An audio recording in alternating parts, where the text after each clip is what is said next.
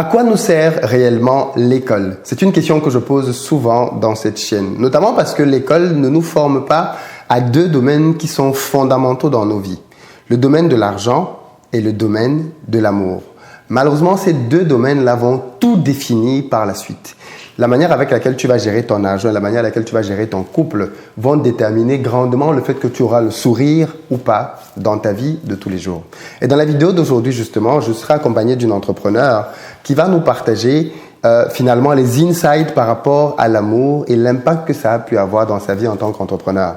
Elle est épouse, elle est mariée et puis elle a un enfant. Et elle nous dit justement dans sa vie, comment est-ce que la mauvaise gestion de son couple autrefois la pénalisait, l'empêchait d'atteindre ses objectifs.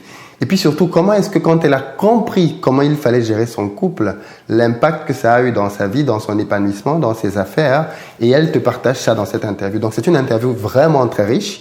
Que tu sois en couple ou pas, tu vas apprendre ce qu'il faut que tu saches de base pour pouvoir réussir dans ton couple. Alors la bonne nouvelle, c'est qu'elle a fait une formation et puis en plus elle a écrit un livre qui te permettront, si tu le souhaites, de pouvoir passer à l'action et d'améliorer considérablement tes résultats si tu veux aller un peu plus loin. Mais de toutes les façons, écoute l'interview parce que rien qu'elle seule est déjà très très riche et t'apprendra énormément de choses.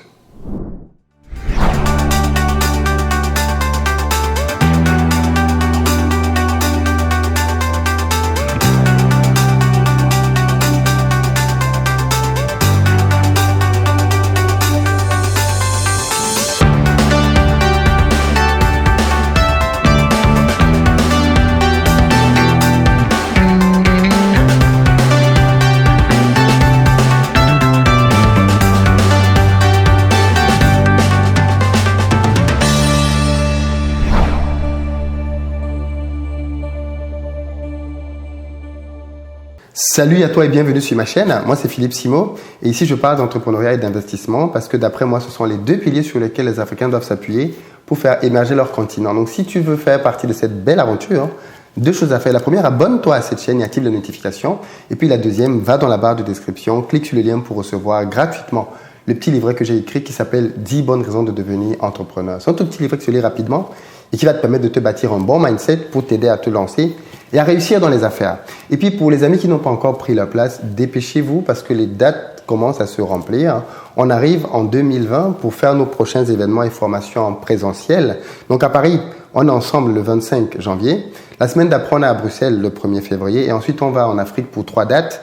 D'abord à Douala le 8 février, ensuite à Abidjan le 22 février et ensuite à Dakar le 21 mars. L'idée pendant ces formations-là, c'est de te donner du contenu business qui va te permettre de lancer, créer ton business et augmenter tes revenus. Dans la barre de description, tu as des liens et des vidéos qui te donnent pour chaque pays le programme exact et surtout comment faire pour réserver ta place. Alors, on en parle d'ailleurs maintenant, mais si tu es en couple, je t'invite vivement à venir avec ton partenaire et je pense que cette interview va te faire comprendre pourquoi, parce que les enjeux sont vraiment énorme. Je ne t'en dis pas plus et on va rejoindre Habiba tout de suite. Bonjour Habiba. Bonjour Philippe. Écoute, merci beaucoup d'avoir accepté de te prêter à l'exercice de parler devant la caméra. C'est moi qui te remercie, c'est un plaisir d'être là aujourd'hui. Cool.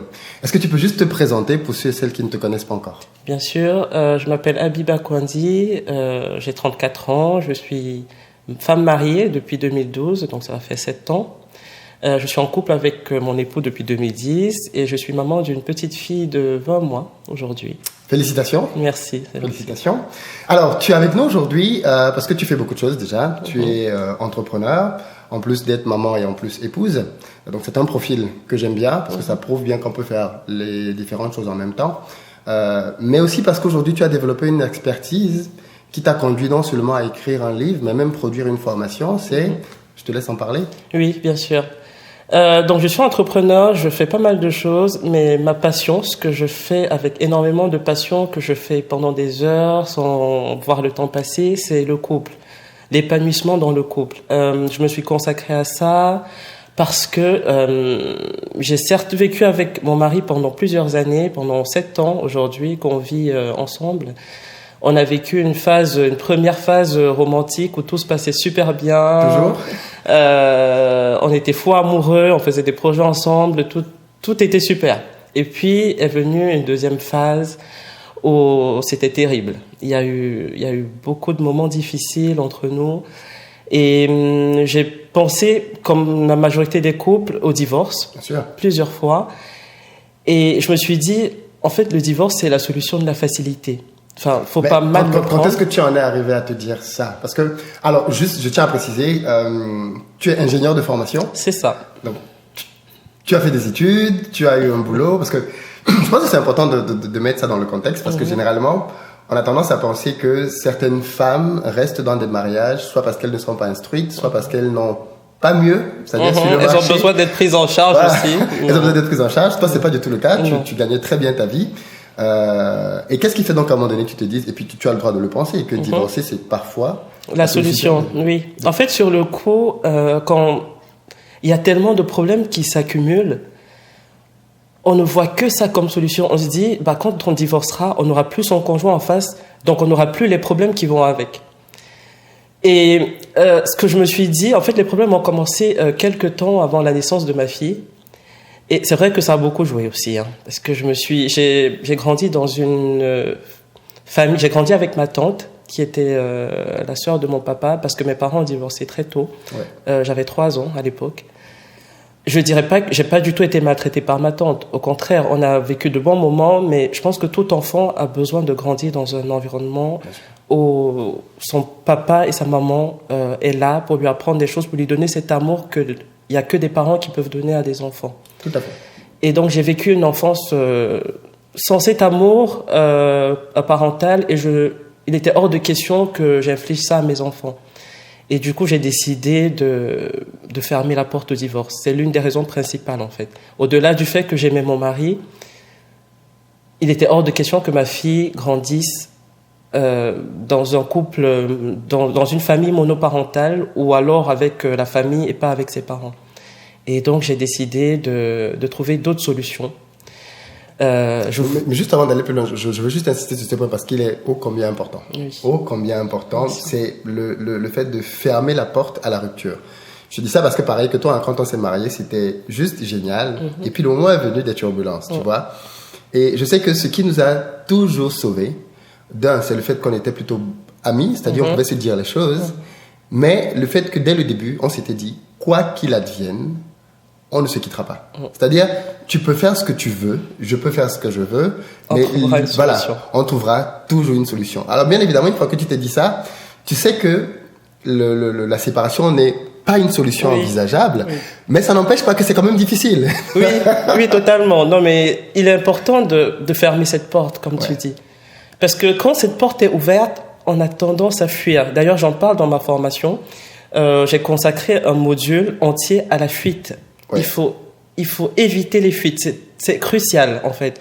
Parce qu'on se dit toujours, s'il y a un problème, de toutes les façons, je peux m'en aller du jour au lendemain. Oui, d'autant plus dans que cette maintenant, société, contrairement à avant, là, avant le divorce, c'était très compliqué. Oui. Parce qu'on voulait justement s'assurer qu'avant d'arriver à ça, les gens avaient eu le temps de vraiment réfléchir et de franchir des obstacles. Oui. Aujourd'hui, on divorce comme on achète une baguette de pain. C'est ça, exactement. À l'époque, les gens ne divorçaient presque pas. Et on faisait même appel aux familles pour résoudre des problèmes. Il y avait des réunions juste pour ça. Aujourd'hui, quand ça va pas, on se quitte. C'est ça. Je sais pas pourquoi la société, peut-être cette indépendance des femmes qui veulent s'affirmer, fait que dès qu'il y a un problème, elles se disent je peux vivre sans toi, je suis indépendante, financièrement surtout, donc je peux m'en aller. Et ça fait que les gens sont beaucoup moins impliqués dans leur relation. C'est dommage. Mais est-ce que c'est pas un peu aussi ce que moi j'appelle la génération micro-ondes, c'est-à-dire la génération qui veut tout de suite, et peut-être aussi le fruit de beaucoup de mensonges de la télévision. C'est-à-dire que beaucoup d'entre nous, je sais pas si tu avais prévu qu'on arrive à ça, mais beaucoup d'entre nous ont appris ce que c'est que l'amour, entre guillemets, au travers de la télévision, dans laquelle on voit les gens se séparer dès qu'il y a un problème. Parce qu'en fait, c'est ce qu'on voit dans les films, en fait. C'est de dire, si tu es une vraie femme, si tu es un vrai homme, dès que ça dérape, tu t'en vas. Et le problème, c'est que dans la vraie vie, ça a des conséquences. Ça dérape souvent. Et en fait, ce que je dis toujours, si on s'en va à chaque fois que ça ne va pas, on passera le temps à s'en aller. Je le dis souvent, il faut mettre une valise à l'entrée de la porte. Si on a cette mentalité-là. Effectivement, on ne nous apprend pas à vivre en couple. C'est dommage parce que je pense que comme on passe plus de la moitié de nos vies en couple, Je veux dire, disons qu'on se marie à l'âge de 20 ans et qu'on a une espérance de vie de, disons, 50 ans. Oui, 50, 60 ans. 70 ans même, oui. Donc, on vit plus de la moitié de notre vie en couple. C'est ça. Donc, c'est tellement important d'apprendre à vivre en couple que je ne comprends pas pourquoi, durant l'enfance et durant l'adolescence, nos parents, tous ceux qui sont autour de nous encouragent à étudier, à aller à l'université, mais ne nous encouragent pas à apprendre à vivre en couple. Je n'ai jamais appris, on me l'a jamais appris. C'est pas pour ma mère, ça n'a rien à voir avec elle. Elle m'a donné ce qu'elle pouvait me donner, mais ce n'est pas assez. Et c'est pour ça que quand j'ai pris l'initiative d'apprendre à vivre en couple, parce que c'est ce que j'ai fait, en me plongeant dans les livres, parce que je suis pas en train de remettre en question le fait que les thérapeutes fassent du bon travail, ils travaillent bien, mais il était hors de question que je parle de ma vie intime à quelqu'un d'autre. J'essaie d'éviter ça. Et donc j'ai décidé d'apprendre par moi-même, donc j'ai lu énormément de livres sur la question, et j'ai tellement appris des choses basiques qu'on doit savoir, mais qu'on ne sait pas. C'est un truc de dingue. Et quand j'ai appris tout ça et j'ai mis ça en pratique, et j'ai vu le changement dans mon couple, je veux dire. Du jour au lendemain, oui, c'est immédiat. Ouais. Ça s'est amélioré. Et je me suis dit, mais pourquoi les gens, ils sont pas au courant de ça? Pourquoi on nous apprend pas ça? On regarde des films à la télé, quand on est petit, on regarde les dessins animés, ils se marièrent et vécurent longtemps. On ne nous dit pas ce qui se passe après, parce qu'en fait, c'est après que ça commence. C'est pas le mariage, la fin, c'est le début. C'est ça. Et on ne nous apprend pas ça. Et c'est dommage. Mais en fait, quelqu'un disait un jour, je trouve ça tellement vrai, c'est que même quand il s'agit de se marier, les gens, ce qu'ils préparent, c'est la cérémonie, ils ne préparent pas le mariage, en fait. C'est ça. On passe des mois à préparer une cérémonie. C'est le ça. jour du mariage, il faut acheter une robe, il faut faire ceci, il faut faire cela. Et les gens ne préparent pas l'après. Alors qu'en fait, le mariage commence c'est après le lendemain de la cérémonie, en fait, ça. que bon, maintenant on est en face. C'est pour ça qu'il y a des divorces quelques semaines, quelques mois après les mariages. C'est parce que les gens, ils s'y préparent pas. En Indonésie, il y a d'ailleurs une formation là-dessus. Il y a beaucoup moins de divorces en Indonésie aujourd'hui parce que les couples se forment au mariage. D'accord, ok. Et il est important que tout le monde réalise que il faut se former au mariage. C'est vrai que ça enlève un côté romantique de la chose, genre oui, on s'aime, ça devrait venir.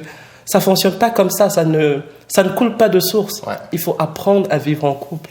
Nous, on s'est formés, il n'y a pas de honte à ça, on s'est fait suivre par 2 ou 3 couples, que l'on considère comme étant des couples référents, qui, bien avant de se marier, justement, ont voulu valider le fait que c'était pas juste un sentiment passager. Parce que là aussi, tu vois, parfois, juste à cause d'un sentiment passager, les gens se disent, oui, on veut se marier, et en fait, au final, c'était juste un coup de foudre qui n'a pas tenu. Donc, ils ont validé le fait qu'il y avait un vrai projet de mariage derrière, une vraie volonté de bâtir des choses ensemble. Ils ont essayé de nous montrer de la manière la plus simple possible ce que ça entraîne. Et l'une des choses même qu'ils faisaient souvent, c'était de nous inviter chez eux, juste pour les voir vivre, en fait, en tant que couple. Ça, c'est super, ça. Oui, ça veut dire que tu viens chez eux à un moment donné dans la journée, tu passes l'après-midi avec eux, mais pas l'après-midi pour discuter avec eux. L'après-midi, juste pour voir comment ils vivent dans la maison. C'est-à-dire, quand il y a une tâche à faire, quand il y a une course à faire, comment est-ce que le monsieur parle à sa femme, comment sa femme lui répond, ainsi de suite. Et parfois, de temps en temps, tu peux voir que ça dérape. C'est-à-dire, tu vois peut-être que le temps est en train d'être aussi pendant que tu es là. C'est très bien. Et tu vois comment ils gèrent le truc, quoi. Parce que les gens ont occulté cette partie de la vie. La vie en couple, c'est les conflits aussi. Il faudrait pas que les gens se disent que quand il y a conflit, c'est le début de la fin. Non. En fait, le conflit, comme je le dis souvent, c'est une invitation à la croissance. On a des cultures différentes, on a été élevés différemment, et quand on se met en couple, on ramène tout ça dans le couple. Et il y a une sorte de choc, comme on peut dire. Parfois, on se comporte d'une manière différente, et l'autre en face ne comprend pas, parce que son éducation est totalement opposée à la nôtre. Et il faut apprendre justement à sortir de ces conflits-là mûrs, à apprendre quelque chose, à se dire que si telle personne réagit comme ça, c'est parce que elle a vécu telle chose. Il faut développer de l'empathie. Il faut essayer de comprendre pourquoi le conjoint réagit comme il réagit. Et ne pas se dire, s'il le fait, c'est qu'il m'aime pas assez, et donc je boude dans mon coin. Il ne m'aime pas, il ne m'aime pas. Parce qu'on n'avance pas. c'est comme ça que les problèmes commencent, on accumule des choses et on finit par arriver au divorce. Et puis l'autre truc même, c'est il m'aime pas et l'autre, c'est il ne me respecte pas. C'est ça. Enfin, ce sont les Il deux. me respecte pas. Mais en fait, c'est surtout le il m'aime pas parce que, je l'ai dit dans mon dernier post, les gens, ils pensent qu'à un moment, parce qu'au début de la relation, on s'aime, on se donne tout, on est attentif à l'autre. Et puis arrive une période où on se dit, bon, j'ai beaucoup donné, je vais me poser et puis attendre de recevoir aussi. Et en fait, les deux se mettent dans cette position-là. En même temps, quasiment, oui. C'est ça. Et personne ne donne plus l'autre. Et l'autre se dit, mais en fait, s'il me donne pas ce que je veux, alors qu'il me le donnait avant, il sait que j'ai besoin de ça pour être heureuse, il me le donne pas, c'est que il est méchant, il est égoïste, c'est qu'il m'aime plus. Ça n'a rien à voir, en fait. C'est que, en fait, il est important de comprendre que cette phase préalable de la rencontre, il y a beaucoup d'hormones en fait qu'on développe, qu'on développe et qui nous poussent à être présents pour l'autre. On le fait pas toujours parce qu'on veut. Ce sont les hormones. Comme je l'ai dit, je suis désolé, je casse la phase romantique. Hein, Non, mais vas-y. Il y a les hormones qui sont là qui vous disent vous êtes heureux, vous l'aimez, vous devez lui donner tout. Et puis ces hormones, à un moment, on les a plus. Ils diminuent au fur et à mesure. On arrive à un moment où on doit décider vraiment d'être en couple. On doit prendre la décision de vivre en couple avec son conjoint. Bah, ce que tu dis me rappelle aussi quelque chose de très intéressant. Justement, moi, j'avais l'un des livres que j'avais lu qui m'avait beaucoup aidé là-dessus, expliquer que, en réalité, quand tu es en couple, il y a un peu cette phase romantique-là. Cette phase pendant laquelle tu viens, tu attends ta copine, ta fiancée, pendant 1 heure de temps. Oui. Et tu as l'impression que c'est 2 minutes. Tu peux te tenir debout à un endroit pendant 3 heures sans t'en rendre compte. C'est ça. Juste parce que tu discutes. Ce sont les hormones, en fait. C'est ça. Qui nous donnent cette force, cette euphorie. C'est ça. Et cette phase-là, des études disaient que ça peut durer maximum 3 ans. C'est ça. Et au bout de 3 ans, comme il n'y a plus ces hormones, le problème c'est qu'en fait, quand tu arrives et que tu as l'impression d'avoir attendu 5 minutes, tu t'impatientes. Mais en fait, en réalité, tu attendais 5 minutes depuis toujours. C'est juste que tu ne t'en rendais pas compte. C'est juste que les hormones, ils sont plus là pour occulter. Voilà. Et voilà. maintenant, tu te rends compte qu'en fait, il y a des gens qui disaient que, on dit quoi, l'amour rend aveugle, mais le mariage redonne On la l'a vue. vu, c'est ça.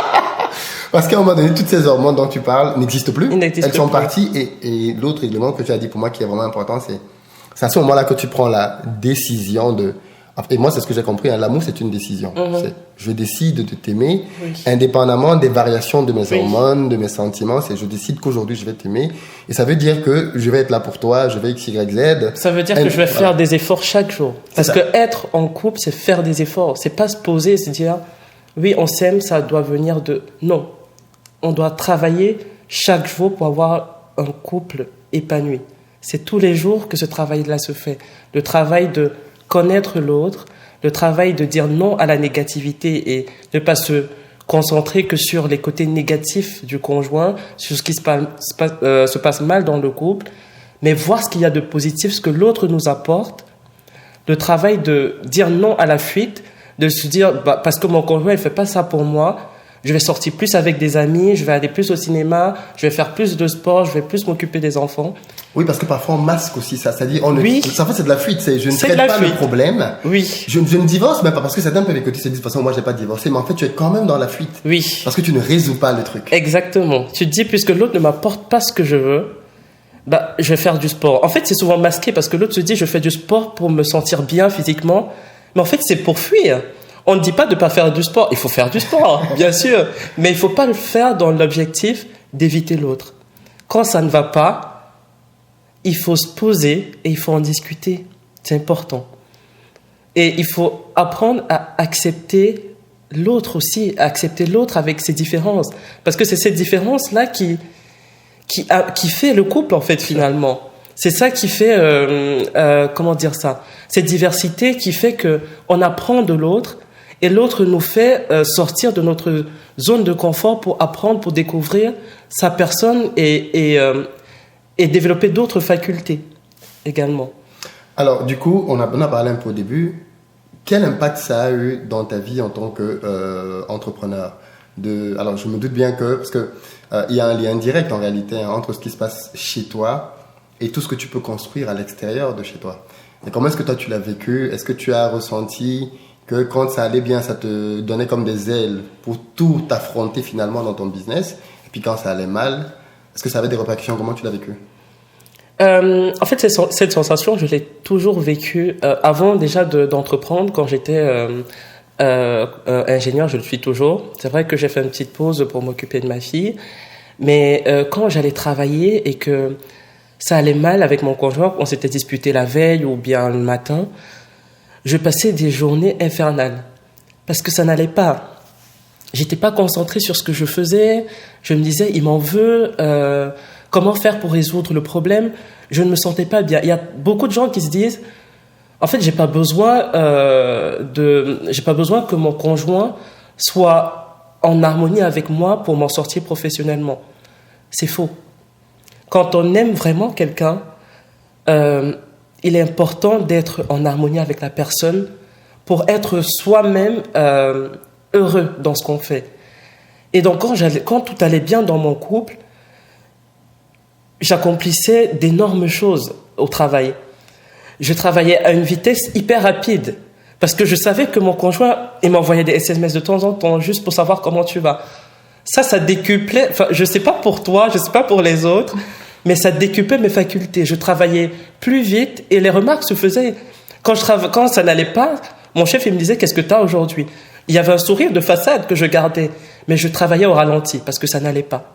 C'est pour ça que je pense fermement, j'ai la conviction que pour pouvoir aller loin, il faut que ça aille très bien dans le couple. Quand ça va mal dans le couple, c'est très très difficile. Il faut faire un effort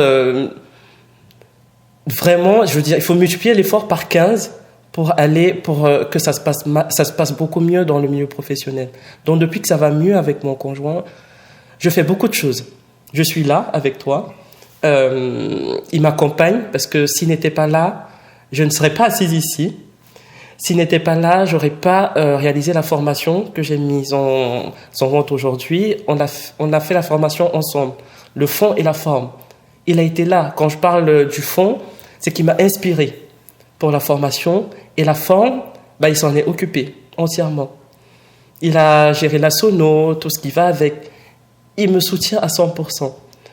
Et ça fait que ça me donne des ailes, en fait. Ouais. D'ailleurs, parlant de ta formation, elle est adressée à qui, en fait? Qu'est-ce qu'on apprend dedans? À quoi ça sert? Alors, dans ma formation, j'aborde déjà deux parties principales. Une première partie pour le changement du mindset. Il est important de se dire que la vie de couple est la chose qui va nous permettre de nous dépasser. Il est important de se dire que ce qu'on a appris avant, qui nous disait que dans la vie de couple, après un certain moment, la routine fait que ça va plus, ou alors quand il y a des problèmes, c'est normal parce que 90% des couples vivent ça, il faut faire avec. Il est hors de question de le faire avec. Je me suis toujours dit que je ne vivrais pas comme ça. Je ne me dirais pas qu'après 5-6 ans, ça va devenir la routine, on va se disputer, chacun va vivre dans son coin. Il était hors de question pour moi de vivre ça. Et la deuxième partie est consacrée aux solutions, ce qu'il faut mettre en place pour pouvoir changer les choses radicalement. Quand je dis radicalement, c'est que ça l'a été pour moi et il faudrait que j'aimerais partager ça avec les autres. Je veux dire, ça vient du fond de mon cœur. J'ai appris tellement de choses que il faut que les autres sachent ce que j'ai appris. Et donc, il y a des solutions, développer la positivité, dire non aux fuites, apprendre les langages de l'amour, parce que c'est extrêmement important, les langages de l'amour. J'arrête pas d'en parler, mais je sais pas quel mot utiliser pour exprimer l'importance des langages de l'amour au sein du couple. Non, mais juste pour illustrer, parce que c'est un truc que j'ai beaucoup étudié aussi avec mon épouse, les langages de l'amour, c'est juste comme donner du café à quelqu'un qui ne boit que du thé. Que du thé. C'est-à-dire, tu peux lui donner tout le café que tu veux, il ne sentira pas que tu es en train de faire quelque chose pour lui. Et c'est ce qui se passe dans le couple, parce que beaucoup de gens confondent. Les langages de l'amour, c'est juste une manière de dire que chacun d'entre nous est sensible à des niveaux différents à certaines choses. Quelqu'un peut être sensible, je sais pas moi, on va en parler un tout petit peu, quelqu'un peut être sensible au toucher, ou à quelqu'un d'autre moment de qualité, ainsi de suite, ou au cadeau. Et moi, l'erreur que j'ai souvent vu les gens commettre, c'est de penser que leur langage d'amour était le langage d'amour du conjoint. C'est-à-dire que comme eux, par exemple, ce qui est important pour eux, prenons le cas des hommes, par exemple, ça peut être important pour un homme, je ne généralise pas, mais ça peut être important pour un homme, le sexe.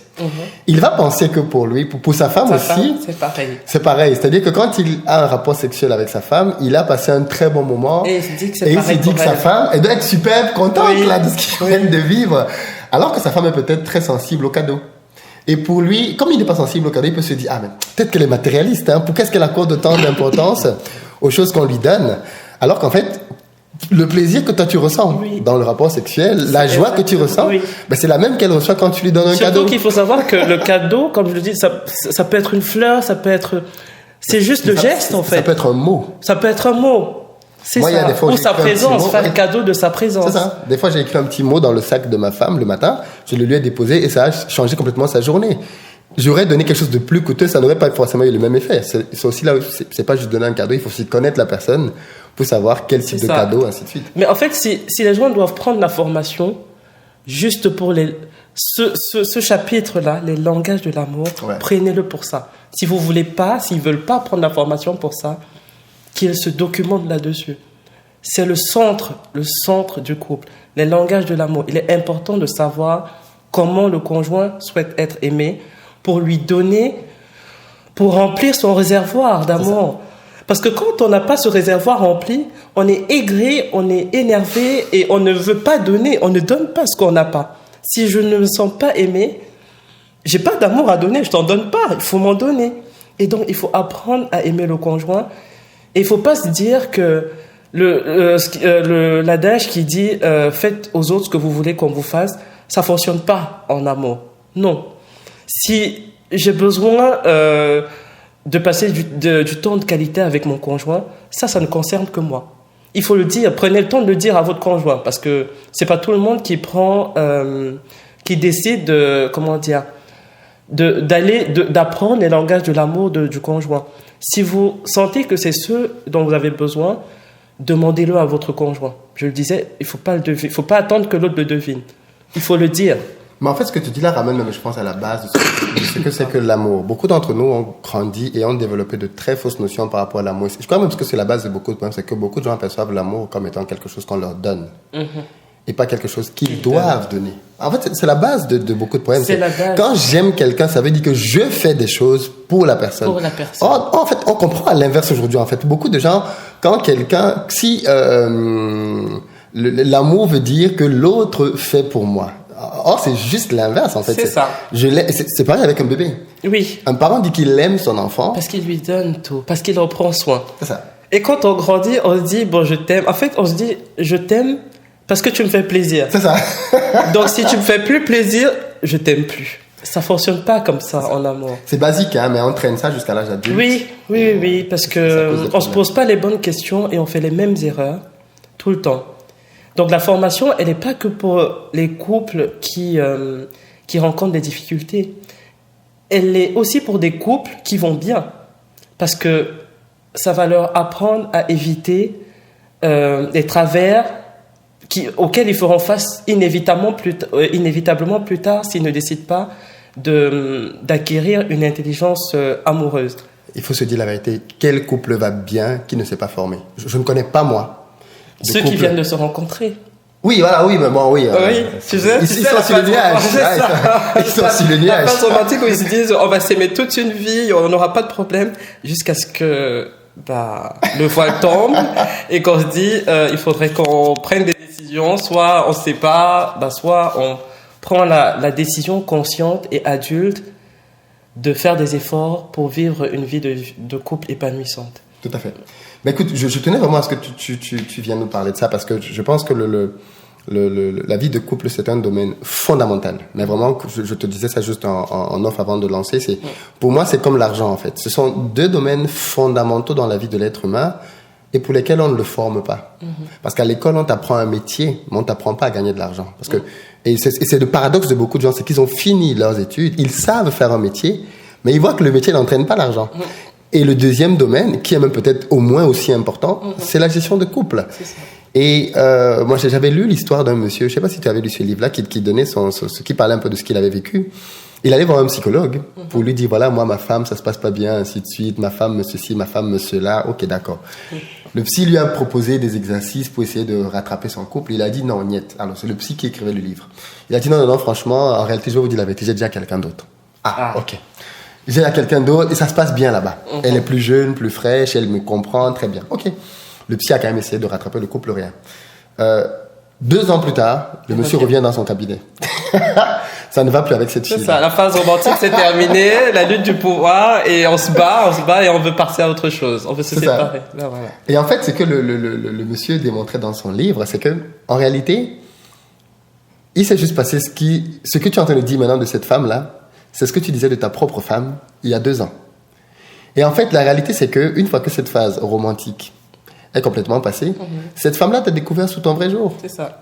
Et elle est en train de te faire les mêmes remarques et les mêmes critiques que ta femme te faisait il y a 2 ans. Et ce sera toujours le cas. Et tu iras chez une prochaine ou pas. Et voilà. Et c'est pour ça que beaucoup de gens enchaînent et ne font jamais le travail dont tu parlais de il faut se poser et arrêter de fuir. Il faut se poser et arrêter de fuir. Pas que pour vous, parce que déjà, il est important pour les partenaires de vivre épanouis, parce que ça fait que quand on est épanoui dans le couple, on s'épanouit dans d'autres domaines de vie. Et il faut être égoïste et se dire que pour les enfants, quand il y a déjà des enfants qui entrent en jeu, il faut faire des efforts pour eux. Parce que si, je ne sais pas si c'est le cas des personnes qui nous suivent, s'ils ont grandi dans des familles monoparentales ou s'ils ont grandi avec leurs parents, pour moi qui ai grandi sans mes parents, je sais que je n'aimerais pas ça, je ne souhaiterais ça à aucun enfant. Mais ça aussi, c'est quelque chose de notre société égoïste aujourd'hui. Non, on dit aux gens, et j'ai entendu beaucoup d'hommes et de femmes dire ça, oui, mais et moi? Je ne veux pas rester avec lui juste parce que je veux que mes enfants... C'est-à-dire, il y a toujours le même côté égoïste de, oui, mais et moi alors dans l'affaire? C'est pour ça que j'ai évoqué le côté épanouissement personnel au début, parce que le fait de faire la démarche, de comprendre comment le couple fonctionne, ça nous permet de nous épanouir nous, mais ça évite les dommages collatéraux. Les enfants, ils vont pas se retrouver à vivre avec un seul parent ou alors à vivre parfois dans des familles d'accueil. Ça, c'est... Donc, il y a tellement de conséquences positives qui viennent derrière que il est extrêmement important d'apprendre à vivre en couple. Il est extrêmement important d'apprendre, de savoir comment fonctionne le couple pour vivre dans un couple épanoui. C'est extrêmement important. Je ne sais pas quel mot je peux utiliser au-delà de important, mais quand je l'ai réalisé, j'avais envie de le crier sur les toits. Abiba, est-ce que tu aurais donc un mot pour ceux et celles qui nous regardent et qui sont peut-être encore célibataires ou alors qui sont en transition, ils viennent de sortir d'une relation et vont peut-être entamer une autre, ou alors même ceux et celles aussi qui sont dans la phase un peu idyllique, qui rêvent encore un peu? Je n'ai qu'une chose à leur dire. C'est quel que soit le stade où vous vous trouvez aujourd'hui, que vous soyez célibataire, que vous soyez en couple depuis longtemps ou depuis quelque temps, que vous vivez une relation passionnée ou une relation conflictuelle, que vous soyez divorcé, vous devez vous former à la vie en couple. C'est crucial. Parce que vous soyez divorcé ou non, vous rencontrez quelqu'un d'autre, et pour éviter de retomber dans les mêmes travers que vous avez rencontré dans votre relation précédente, il est important d'apprendre comment fonctionne le couple. C'est pareil pour ceux qui sont célibataires, qui n'ont pas de conjoint pour l'instant. Il faut se former pour être prêt à rencontrer quelqu'un, pour savoir, pour ne pas être surpris par les différentes étapes, parce qu'elles se suivent inévitablement. La phase romantique, la lutte de pouvoir, et pour être sûr d'arriver à la relation consciente, c'est-à-dire la relation où on a pris la décision de comprendre son conjoint, de développer la positivité, de développer l'empathie. Pour arriver à cette relation consciente, il est important de se former. Donc, en fait, la formation est faite pour tout le monde. Je dirais même qu'il faudrait former des beaucoup plus jeunes au couple. Tout comme on demande aux enfants d'aller à l'école, d'apprendre dans le domaine professionnel pour être des médecins plus tard ou des pilotes, il faudrait former les enfants au couple. Parce que inévitablement, ils vont en arriver là. Et il est important qu'à ce moment-là, ils aient les billes pour prendre ça en main, pour pouvoir s'en sortir sans se vautrer comme la majorité des couples aujourd'hui.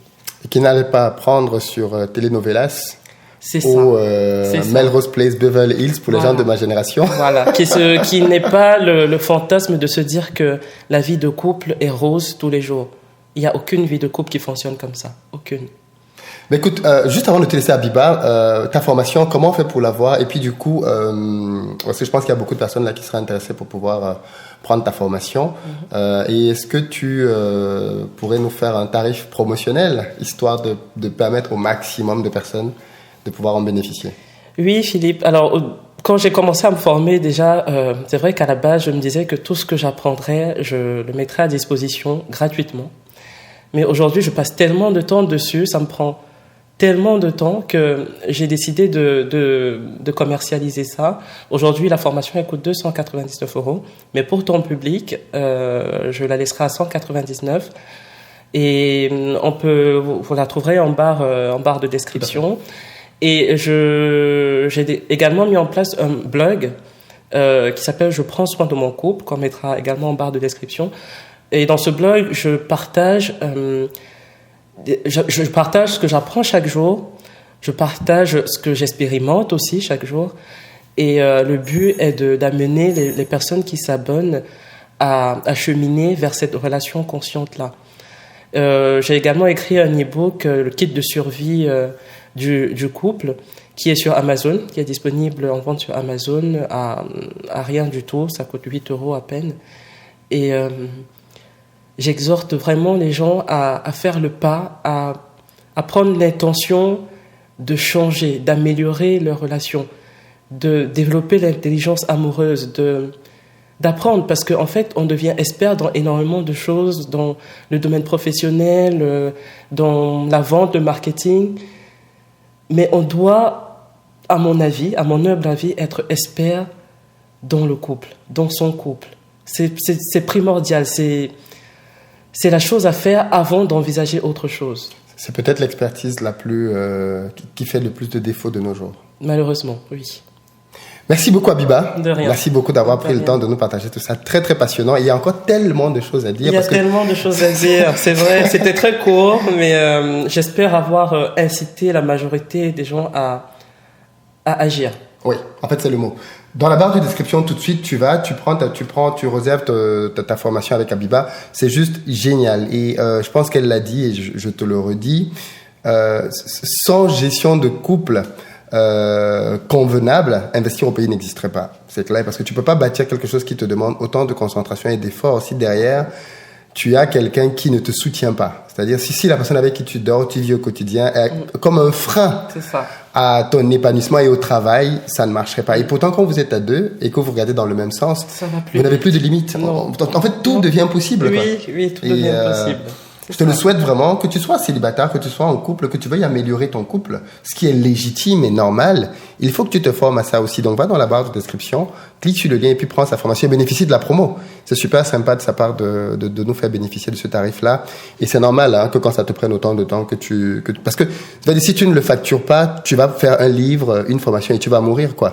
Mais si c'est quelque chose qui te rapporte de l'argent, eh ben, tu pourras faire davantage de livres, davantage de formations et davantage aider de couples. Donc, c'est normal. Et honnêtement, quand je vois des tarifs que les coach lovers font là dehors, et pour le contenu que tu donnes, c'est cadeau, quoi. Donc, allez-y, les amis, et n'hésitez pas à passer à l'action dans ce domaine-là aussi. Merci beaucoup, Habiba. Merci à toi, Philippe. Et puis, à très bientôt. À très bientôt. Ciao. Ciao.